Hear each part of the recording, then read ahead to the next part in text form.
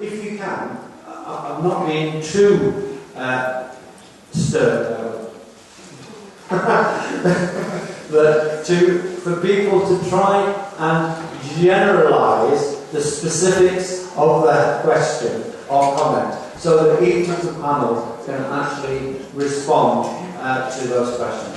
So again, we don't have a roving mic. We do have a roving mic. And if you could make yourself visible to the person, is it Pete? Yeah, Pete. Pete, who is going to be under the open mic. So, first question, please, or first comment. I'm sorry, I can't see. Hello, Liz Porter speaking. Yes, thank you. Thank you very much for those presentations. It's quite shocking statistics that we are still experiencing and we shouldn't be.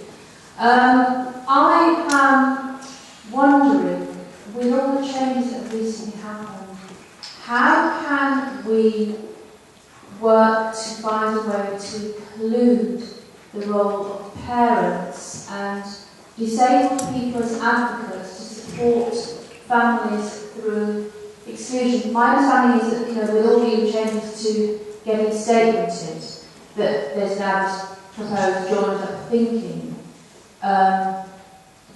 I'm just looking, how do we get involved? How can we put pressure to have advocates, so you have independent voices that are either experts supporting disabled people or disabled people themselves? It's a bigger question, there's loads of strands to it, but that will probably do to start. Thank you, Liz. Well, I'm going to go over a few comments before we go to the panel.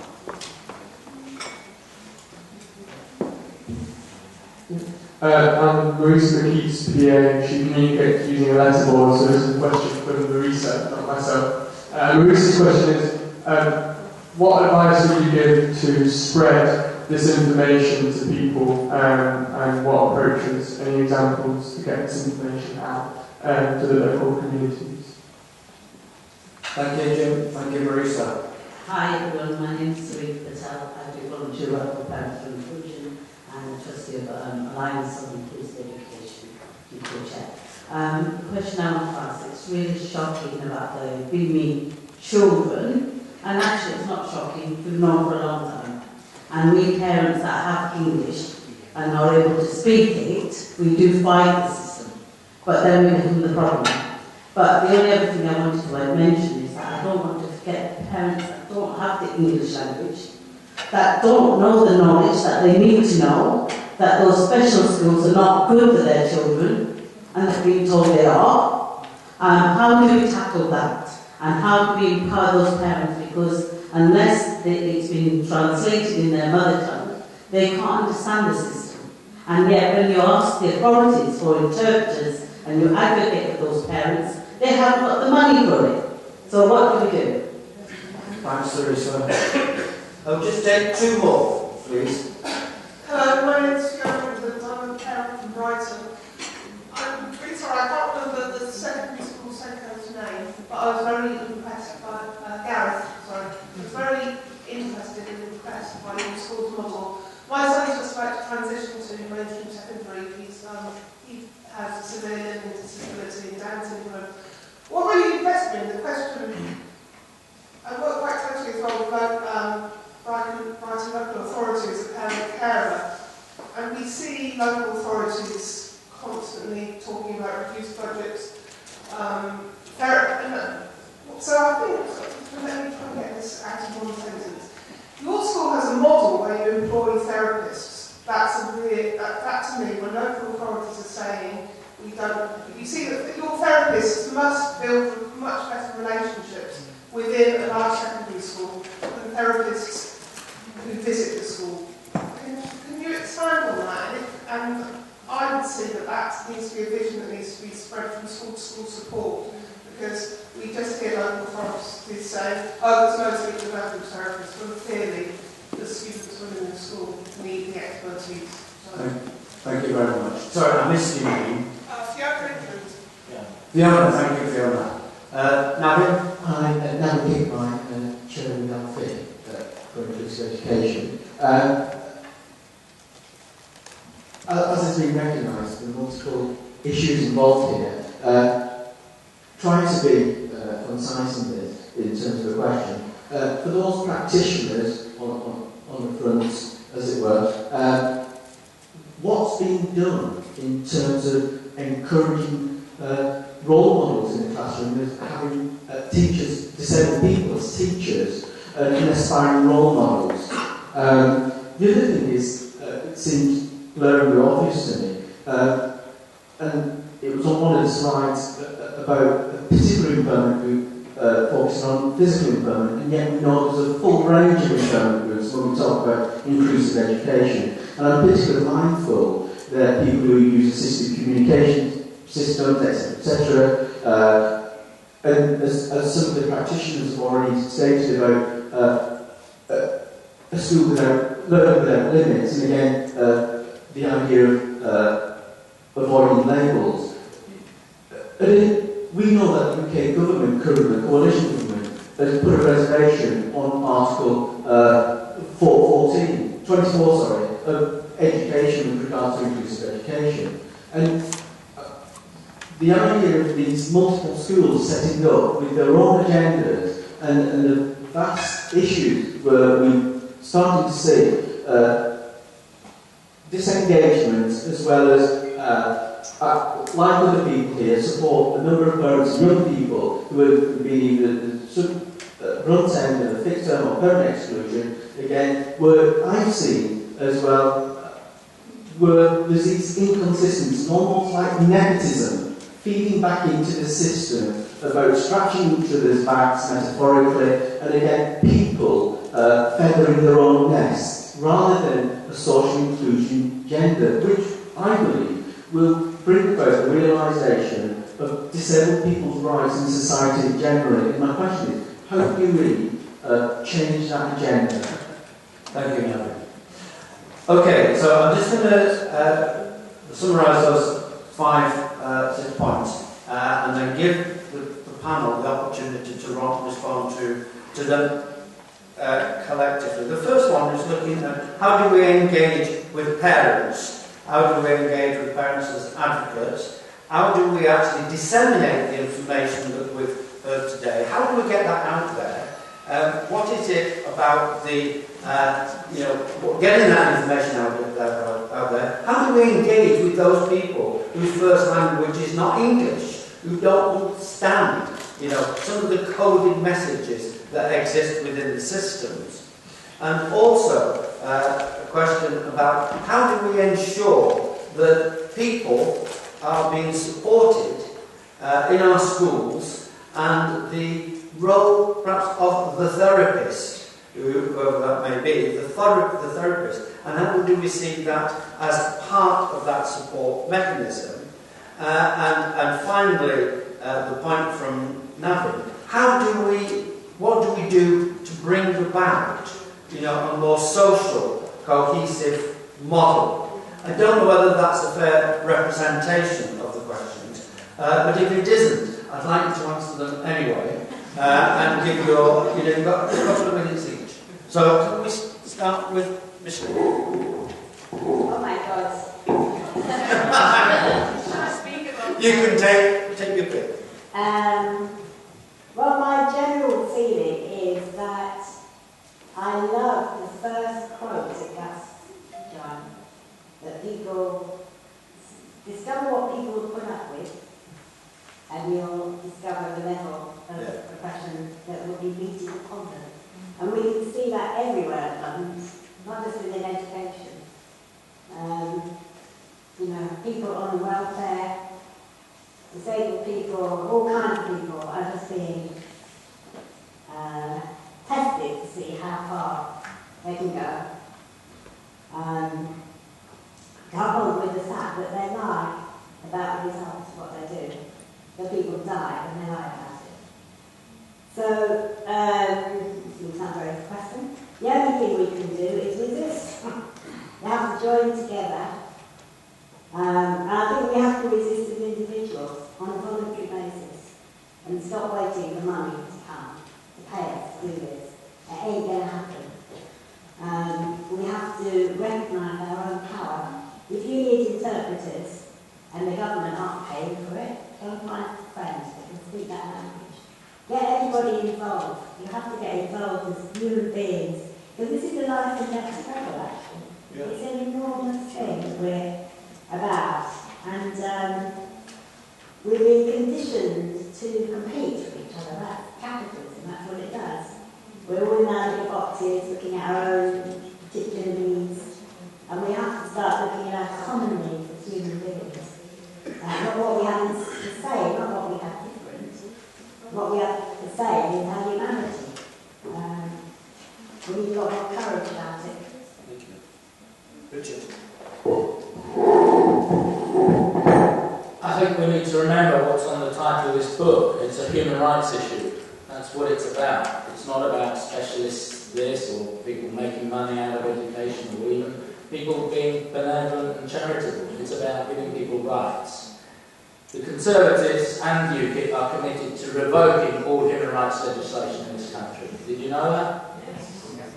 Well, I'm not sure it's out in the media enough, because millions of people are going to vote for them, even though they're cutting off their nose to spite their face.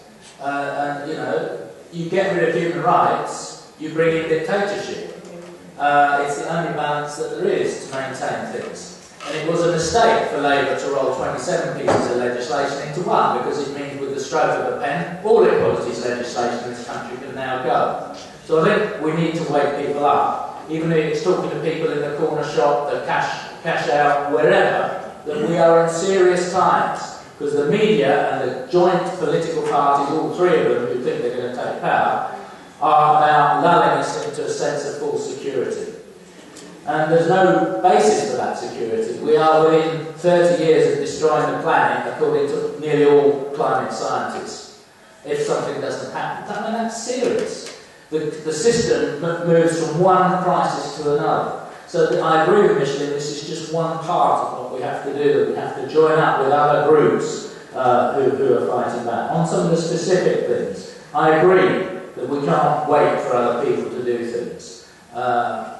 The trade union movement, the labour movement, all struggles, black people's struggle, was built on a voluntary basis. It wasn't the one organisations that you paid some money to and people did it for you. No, you have to do it yourself. And so we need to spread the word. And one of the ways we can do that is take the information that has been here and other information and spread the word on the school gate. Even if you don't have children at the school, you can still go and befriend people at the school gate and say, well, we have information here that's really useful to you. If children are not being treated with equality in this school, then the school is breaking the law. Let's have a picket on the school when there's a governing body. Let's actually shine the light onto this system where people are getting away with whatever they want to do. In terms of your question about disabled teachers, it has got worse. Why has it got worse? Because now, instead of local authorities applying staff, we have each little governing body, including these privatised academy bodies, which aren't even elected, they're appointed by the proprietor of the academy, and they are picking and choosing who they want. And of course, you don't want disabled teachers. And so the role model thing, we did an analysis in Hackney recently, and you can look at this on the website. Every local authority has to do a manpower or man-person survey every year, and you look at it year by year, the academies are getting whiter and whiter, and this is in Hackney, right? They are not employing black teachers, black staff, they're only employing white graduates by the fast track. And of course that means that the majority of children in a borough like Hackney have nobody to identify with from their ethnicity, and the same is true on disabilities. The last point I've made, how do we change it? Well, I think we need to not wait for someone else to do it. We need to find each and every day, say, what am I going to do today to actually shift the balance of power? And everybody can do something each day to shift the balance of power that is there. Once we're clear, say Gus's 4 principles, and if we agree those, or agree the charter we're going to agree later on, then we've got the ideas of what we're going to challenge. But if we don't do that, then things will just get worse. Thank you.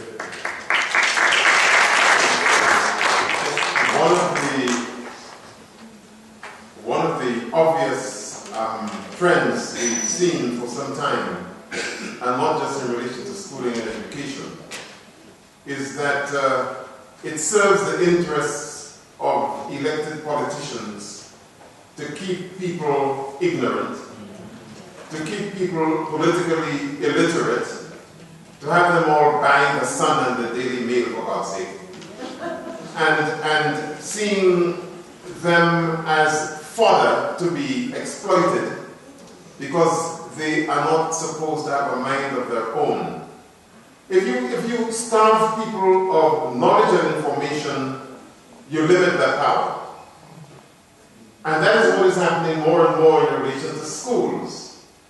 So that the extent to which most parents understand what this statutory guidance business is that govern how head teachers should exclude is very, very low.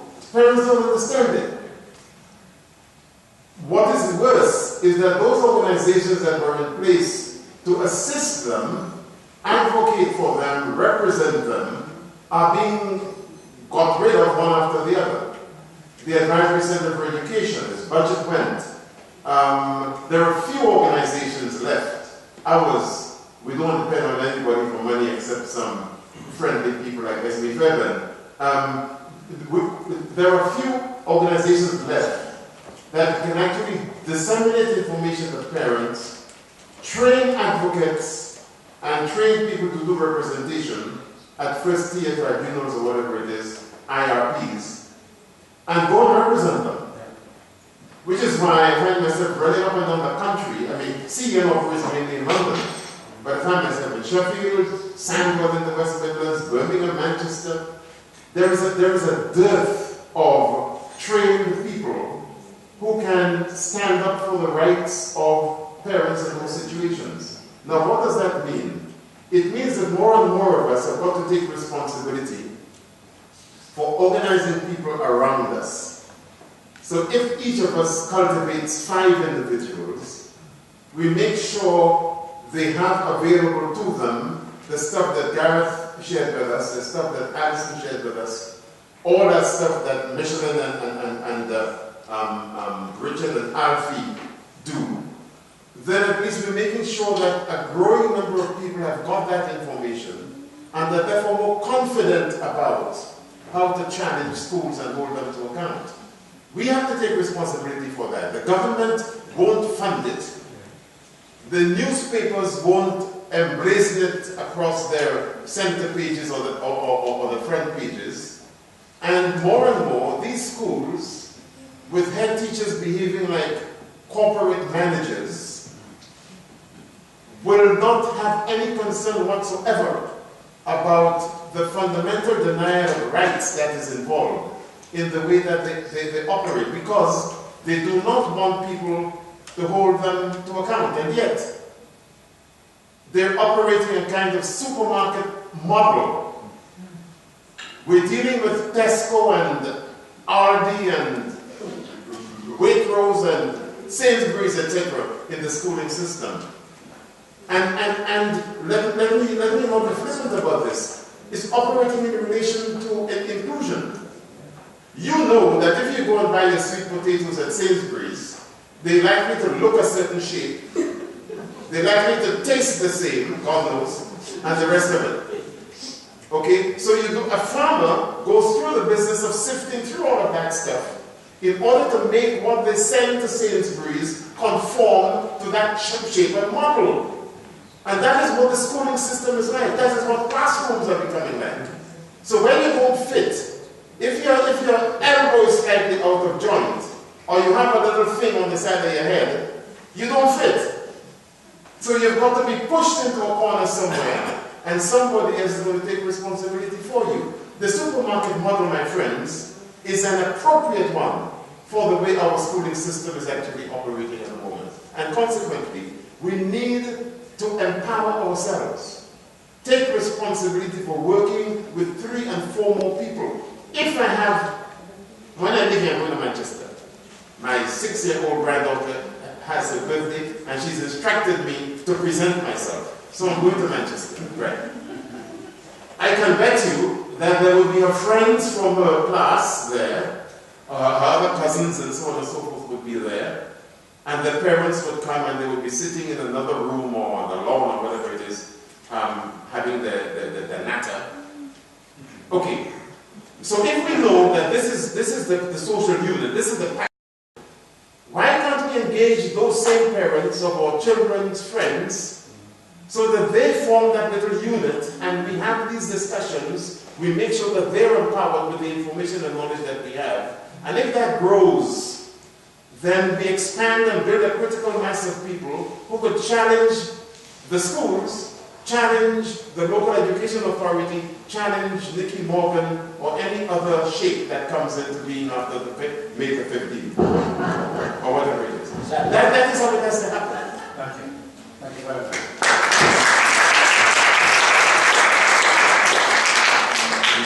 Gareth.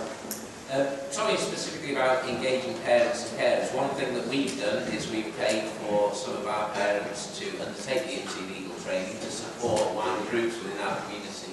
I think for a starting point, it's a good way of making sure people are informed about the law, which is important. And you know, I think I'm quite lucky where I work in a way, in the fact that actually our local authority is keen to find solutions with me that are creative, which are the best for the young people. This summer, I think at the beginning of May, you can find out on my website, I'm delivering a workshop at an Optimus conference with one of our parents about the experience we've had over the last 5 years. This is a young man who comes to our school in Stockport, but is a Manchester child. No Manchester's mainstream schools could accommodate him. We said to the local authority and to the dad, yep, we need this, we need this, we need that. I suppose it's a forerunner of a personal budget in a way. They funded everything we needed to do that. We've just done the transfer to his education, health and care plan. And this young man has going to have a damn good chance at what he wants to do when he leaves us. He's got a good college place. His dad is a lawyer.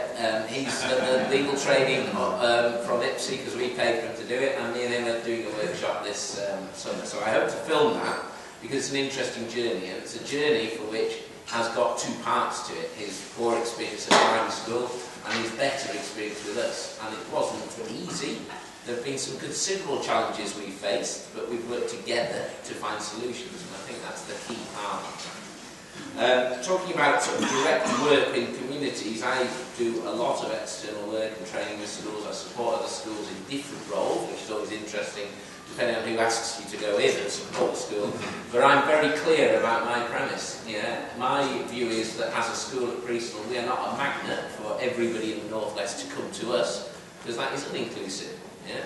But we share our information and support for the people who are in our school communities, and they do come to us from the locality, with other schools. And I think that's really important. I've spent a lot of time in the last 10 years doing that in all sorts of different places in the country, and that's probably why I'm always so tired, but it makes it all worthwhile. And I think the other thing, which is I alluded to before, is the a sort of fledgling group really called the Education Rights Alliance, which is a group of parents or carers who've had some very, very poor experiences with their young people. I think making some significant difference, so I would encourage you to look at their stuff and type them into Google or whatever. And just to finish off, talking about the question from Fiona before about multi-layered approaches, therapeutic models and things. You know, to employ your own speech and language therapist costs £6,500 about for a term time only, 37 hours a week. So rather than just having another teaching assistant, why don't you employ a speech and language therapist? Devon works for Stockport NHS Trust 1 day a week, and in lieu of that, they do all the supervision and training. So the partnership model is very fluid. Yeah? Now, Stockport as a local authority have bought speech and language therapy off us to deliver in a private setting for a young person.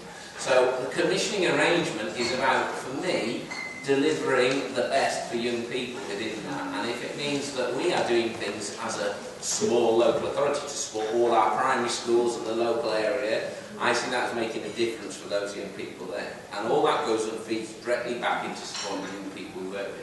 Our trainee educational psychologists doing their doctorates at Manchester University work with our feeder primary schools in a cluster arrangement, which allows for a massive difference in continuity of provision with those families who have siblings in different settings. Now, we've been doing that for 4 years almost, so if there's a will, you can do whatever you like. We are not an academy, we'll never be an academy. We are part of the maintained school structure, and we can still do what we like because you can. So there's excuses born from people who haven't the desire to make a difference. Thank you very much. I've got got a couple of announcements to make, but just to say that the conversations that have been started and engaged in will continue. There's still plenty of opportunity to continue.